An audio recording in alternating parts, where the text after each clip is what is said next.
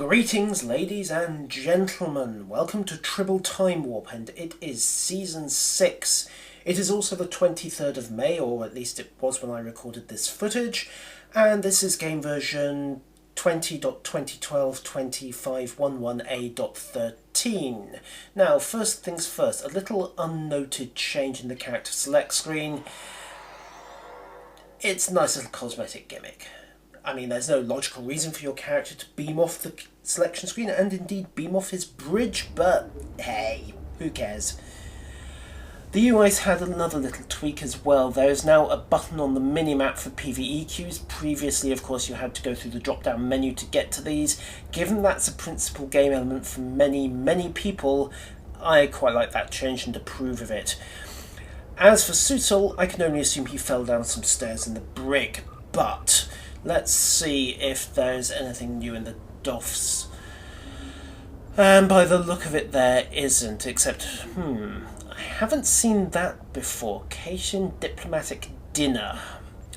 Okay. Well, let's plan this assignment and get it going anyway. I'm going to be doing more coverage of these so we can see how that chain plays out and develops. I can only hope that some of my people like whiskers. Otherwise, DOFs are more or less unchanged, or at least if there are any new missions, I didn't see them flicking through the officers and department heads.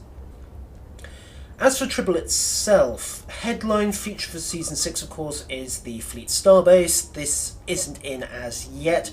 Hopefully it'll come in later. I believe this patch is meant to be going live in about 3 weeks, so we are very definitely on crunch mode for this. In other changes, several visual effects have been updated, most notably for loot, and a whole list of abilities. So let's see what we've got. Charged particle burst, scattering field, jam sensors, hazard emitters, which I don't see much of a difference to, honestly. Polarized hull, why bother? Transfer shield strength, meh, okay, that was one of the blink and you'll miss effects, that did need to be made more obvious. Tychon's Rift again, why? What was wrong with the old one? Viral Matrix, ditto. Energy Siphon, ditto. Scrambled Sensors, ditto. Tachyon Beam, huh? Okay, fair enough. They've changed it, we'll see if it's any good.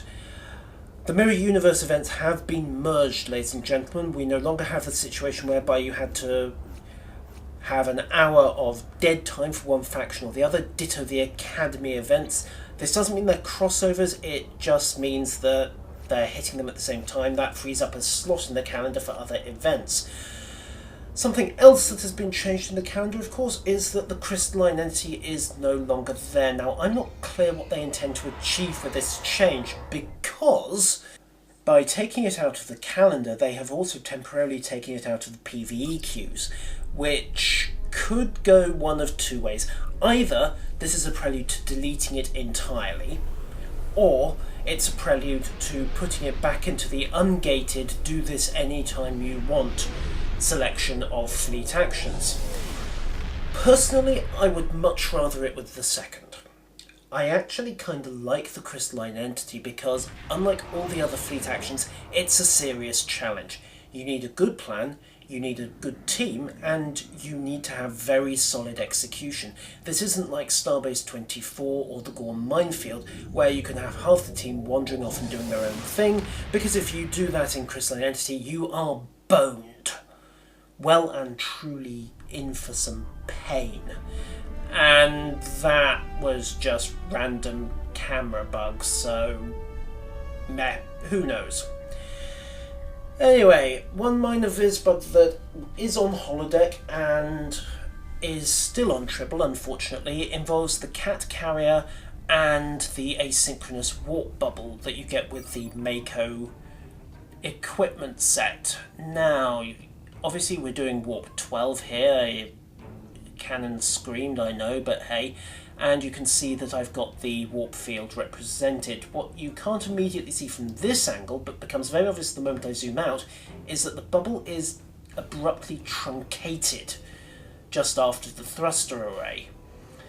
Now, I suspect this is a problem deriving from the fact that the carrier is so huge. and there is a maximum length. I am engaging in random speculation here, I honestly don't know. I suspect it'll be a bit more obvious, however, if I just kill the astrometric display for a second. Yeah. Now, the crystalline entity is still here. It's still wandering on the Alpha Centauri block, and you'd think if they were going to pull it off the calendar, it would be easy enough to pull this entity from the map as well in the same build. If you talk to Yanishev, I think it is, then you just get the queue, and of course, since it's not in the calendar, it's not available. Meh. I don't know. I suppose we'll find out over the coming weeks what's cryptic plan for this scenario. I'd like to see it kept and made ungated, but ladies and gentlemen, flip a coin. Right, so that leaves the two scenarios, the no-win and the colony invasion. To quickly summarise, colony invasion is a quick ground scenario, a 10 to 15 minute blast according to the patch notes. And the no-win is intended as being a homage to the Kobayashi Maru of Starfleet infamy. Ladies and gentlemen, let us begin the no-win scenario.